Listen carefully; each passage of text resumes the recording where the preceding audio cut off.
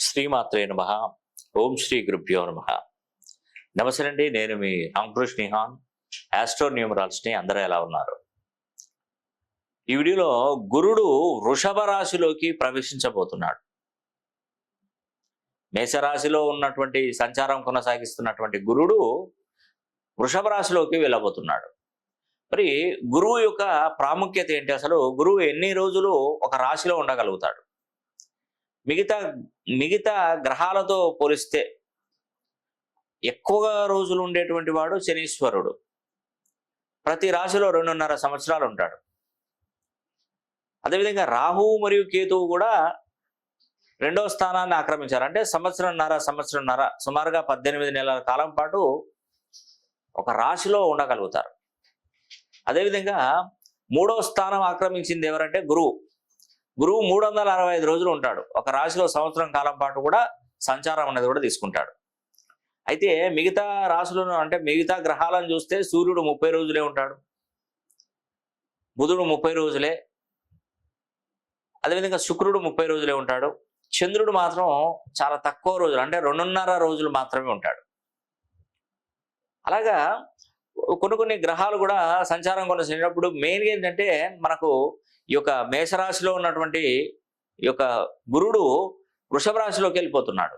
వెళ్ళిపోయినటువంటి 12 రోజులు మనకు పుష్కర కాలం అనేది కూడా మొదలవుతుంది. మహాపుష్కర కాలం అని అంటారు దీన్ని, ఈ యొక్క వృషభ రాశిలోకి వెళ్ళిపోయినప్పుడు. ఇది నర్మదా నదిలో ఈ యొక్క పుష్కరాలు అనేది కూడా వస్తున్నాయి. ఈ నర్మదా నది తీరాన్నే మనకు ఈ యొక్క ఓంకారేశ్వరుడు వెలిశాడు. ఆ నర్మదా నది తీరంలోనే ఇప్పుడు ఓంకారేశ్వరుడు వెలిశాడు. ఇప్పుడు అక్కడ నుండే ఈ మధ్యప్రదేశ్ నుండే మనకు పుష్కర శోభ అనేది కూడా కనపడుతుంది. పుష్కరాలు మొదలవుతున్నాయి. నిజంగా ఈ పుష్కర కాలం నుండి మీకు ఒక అద్భుతమైనటువంటి గొప్ప ప్రయోజనాలు చేకూరే విధంగా ఒక విషయం చెప్తానండి.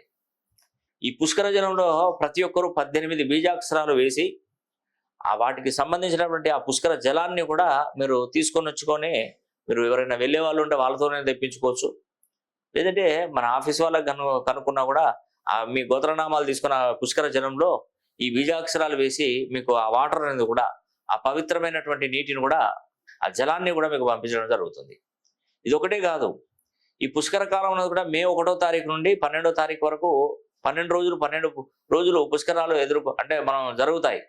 ఈ 4వ తారీఖున మాత్రం నేను ఏం చేస్తున్నా అంటే పుష్కర సమయాన్ని నేను తీసుకొని ఆ రోజు శని హోమం తలపెట్టబోతున్నాను. గుర్తుపెట్టుకోండి, పుష్కర సమయంలో శని హోమం అనేది కూడా అది చాలా చాలా మంచి వేళ విశేషం. ఎందుకంటే ఇక్కడ పాయింట్ చూడండి, 2024 అనేది కూడా శనికి సంబంధించినటువంటి సంవత్సరం. 2024 మొత్తం కొడితే 8వ నంబర్ వస్తుంది. అదేవిధంగా శనీశ్వరుడు 30 ఏళ్ల తర్వాత తన సొంత ఇల్లు అయినటువంటి లాభస్థానమైనటువంటి కుంభరాశిలోకి ప్రవేశించాడు. ఈ 2024 సంవత్సరం స్వస్తి స్త్రీ క్రోధి నామ సంవత్సరంలో మంత్రిగా, సైన్యాధ్యక్షుడిగా, ఆర్గాధిపతిగా, మేఘాధిపతిగా మనకు శనైశ్వరుడే ఉన్నాడు. ఇది చాలదండి ఈ సంవత్సరం అనుకున్నటువంటి పవర్. కాబట్టి ఖచ్చితంగా ఈ సంవత్సరం ఈ 4వ తారీఖున శని హోమం జరిపించుకోవాలి తప్పకుండా ప్రతి ఒక్కరు. ఇదివరకు జరిపించుకున్నటువంటి వారితో సహా మళ్ళీ జరిపించుకోండి ఈ పుష్కర కాలంలో. కాబట్టి ఇంకా మళ్ళీ ఏం రావండి మనకు పుష్కరాలు, మళ్ళీ ఏం రావు ఇంకా. మళ్ళీ ఇప్పుడు ఈ మధ్యకాలంలో ఏం రావు ఇంకా పుష్కరం, మళ్ళీ సంవత్సరం కావాల్సిందే. కానీ నర్మదా నదిలో అవడం అనేది జరగదు. ఎందుకంటే ఇక్కడ చూడండి, మిత్రక్షేత్రం మీద ఒక విధంగా చెప్పిన శుక్రుడు మిత్రకారకుడు శనీశ్వరునికి, ఒక విధంగా చెప్పాలంటే. అంటే శనిపాలిత వర్గమే ఉంటుంది. ఒకటి చాలా అద్భుతము. గురుడు నిజంగా వృషభ రాశిలోకి వెళ్ళడం, ఈ నర్మదా నది పుష్కరాలు అంటే వాళ్ళు ఆ స్నానాన్ని ఆచరించినటువంటి వారు, పుష్కర స్నానాన్ని ఆచరించినటువంటి వారికి ఎంతో మేలు జరుగుతుంది.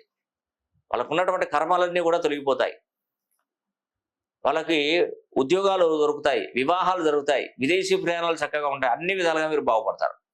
వృషభ రాశిలో జన్మించిన వారు కానీ, తులారాశిలో జన్మించిన వారు కానీ, కర్కాటక రాశిలో జన్మించినటువంటి వారు, ఈ 3 రాశులకు అద్భుతమైనటువంటి గొప్ప వరాన్ని ప్రకటించాడు ఆ భగవంతుడు.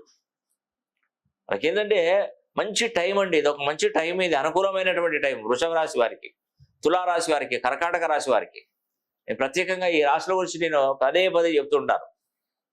ఈ పుష్కర కాలంలో కనుక మీరు ఈ శని హోమాన్ని తలపెట్టుకున్నట్టయితే మీకు చాలా మేలు జరుగుతుంది. మీరు ఎన్నో సంవత్సరాల నుండి, ఎన్నో రోజుల నుండి ఏ లక్ష్యం కోసం అయితే మీరు పనిచేస్తున్నారో ఆ లక్ష్యానికి చేరువలో ఉంటారు. ఆ లక్ష్య సిద్ధి అన్నది కూడా మీకు కలుగుతుంది. ఇంతకంటే ముందు నేను 24వ తారీఖున మాతా వైష్ణోదేవి ఆలయం జమ్మూ కాశ్మీర్ కూడా వెళ్ళడం జరుగుతుంది. ఇది దేని నిమిత్తం అంటే, ఇక్కడ నేను వైష్ణోదేవి ఆలయం వెళ్ళి అమ్మవారి దగ్గర గోమతి చక్రాలు పూజించి మనకు 10వ తారీఖున మే 10వ తారీఖున లక్ష్మీ కుబేర హోమం కూడా జరిపిస్తున్నాను. ఆ లక్ష్మీ కుబేర హోమం జరిపించినటువంటి వారికి అమ్మవారి దగ్గర పూజించినటువంటి 5 గోమతి చక్రాలు నేను వాళ్ళకు అందజేయడం జరుగుతుంది. ఈ గోమతి చక్రాలు కూడా మీరు చక్కగా లాకెట్లు చేసుకొని మెడలో వేసుకోవచ్చు. పిల్లలకి కానీ పెద్దవాళ్ళకి కానీ, మీరు వ్యాపారం నడిచేటువంటి గల్లా పెట్టెలో ఉంచుకోవచ్చు.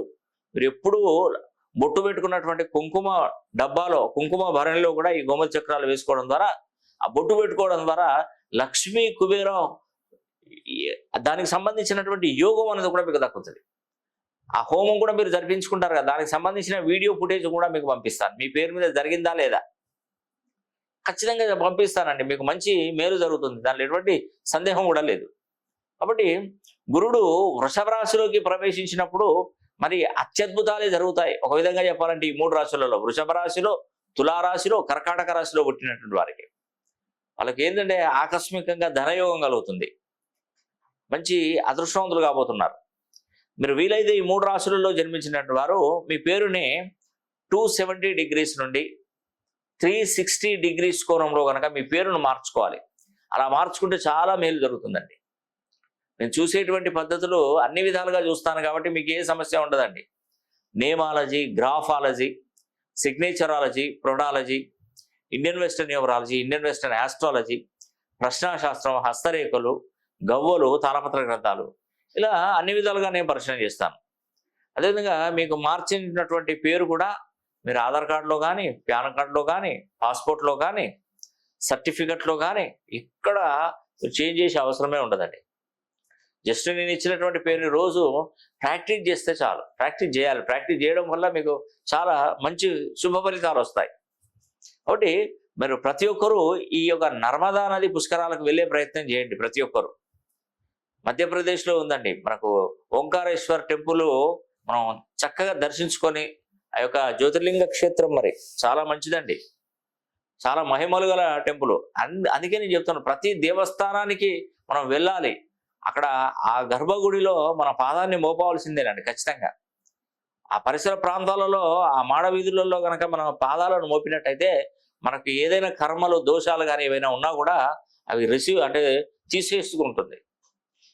ఇప్పుడు మనకి ఏదైనా కాలికి ఏదైనా మట్టి లాంటిది అంటుకున్నది అనుకోండి, మనం ఏం చేస్తామంటే ఒక క్లాత్కి తుడిచే ప్రయత్నం చేస్తాం దాన్ని. లేదంటే ఒక మగ్గులో వాటర్ తీసుకొని అయినా కూడా కాళ్ళు కడుక్కునే ప్రయత్నం చేయడం, అది వెళ్ళిపోతూ ఉంటుంది. అంటే మీకు పట్టినటువంటి ఆ ధూళి అనేది కూడా వెళ్ళిపోతుంది. అది ఒక క్లాత్ ద్వారా కానీ, ఒక నీటి ద్వారా కానీ వెళ్ళిపోయే అవకాశాలు ఉంటాయి. అదేవిధంగా మనకు పట్టినటువంటి కర్మలు తొలగించడానికి మనం పుణ్యక్షేత్రాలను దర్శించినప్పుడు అక్కడ ఉన్నటువంటి దివ్యశక్తులు అనేది కూడా మనకున్నటువంటి కర్మలన్నీ కూడా పటాపంచలు చేస్తాయి. అందుకే ఎప్పుడు కూడా గుర్తుపెట్టుకోండి, చాలా గొప్ప గొప్ప వాళ్ళు ఏంటంటే వాళ్ళు డబ్బులు లెక్క చేయకుండా పుణ్యక్షేత్రాల దర్శనాలకు వెళ్తూ ఉంటారు. వాళ్ళకి తిరిగి వచ్చే వారికి ఏదో ఒక మంచి జరుగుతూనే ఉంటుంది, ఖచ్చితంగా జరుగుతూనే ఉంటుందండి. అలాగా మనం ఎప్పుడైనా కూడా మనకు కొంచెం ఆర్థిక స్తోమత లేని వాళ్ళు ఎక్కడికి తిరగలేరు. వాళ్ళ పరిస్థితులు కూడా అంతంత మాత్రంగానే ఉంటాయి. ఇది నేను చాలా గమనించినటువంటి విషయాలండి. అంటే స్థల పురాణం, అక్కడ ఉన్నటువంటి స్థల పురాణం, ఇప్పుడు ఇక్కడ నుండి విదేశాలకు వెళ్తారు. విదేశాలకు వెళ్ళిన తర్వాత అక్కడ స్థల పురాణం బాగుంటుంది. అక్కడ ఆ పాదం మోపుతారు ఆ భూమి మీద. వాళ్ళకు కొన్ని అద్భుతమైనటువంటి శక్తులను సంగ్రహించి వాళ్ళు ధనవంతులుగా మారే అవకాశాలు ఉంటాయి. అంటే ఎక్కడెక్కడ ఏ చోట మన పాదం పడాలో అక్కడ పడాల్సిందే కంపల్సరీ. ఇవన్నీ కూడా నేను తాళపత్ర గ్రంథాలలో చూశానండి. నేను వీలైతే నేను చెప్పినట్టుగా మీరు 12 జ్యోతిర్లింగ క్షేత్రాలు మరియు 18 అష్టాదశ శక్తిపీఠాలు, ఈ శక్తిపీఠాలలో ఏ రాశి వారు ఏ జ్యోతిర్లింగం దర్శించుకుంటే మంచిది, ఏ శక్తిపీఠం దర్శించుకుంటే మంచిది అని కూడా కావాల్సిందంటే అది కూడా చెప్తాను. మీరు ప్రత్యేకంగా అక్కడికి వెళ్ళి దర్శించుకోండి. దాని పవర్ వేరే గొప్పగా ఉంటుంది. కాబట్టి ఈ అవకాశాన్ని ప్రతి ఒక్కరు సద్వినియోగం చేసుకోండి. వృషభ రాశి వారు, తులారాశి వారు, మరియు కర్కాటక రాశి వారు, ఈ 3 రాశులలో పుట్టినటువంటి వారు చాలా చాలా అదృష్టవంతులండి. కాబట్టి మీ పేరును ఒక్కసారి 270 డిగ్రీస్ నుండి 360 డిగ్రీస్ కోణంలో కనుక మీ పేరును మీరు సరి చేసుకోగలిగితే మీ అంత అదృష్టవంతులు కూడా మరి ప్రపంచంలో ఎవ్వరూ ఉండరండి. మరి ఈ వీడియో కనుక మీకు నచ్చినట్లయితే లైక్ చేయండి, మరి షేర్ చేయండి, అదేవిధంగా కామెంట్ చేయండి. సర్వే జన సుఖినో భవంతు.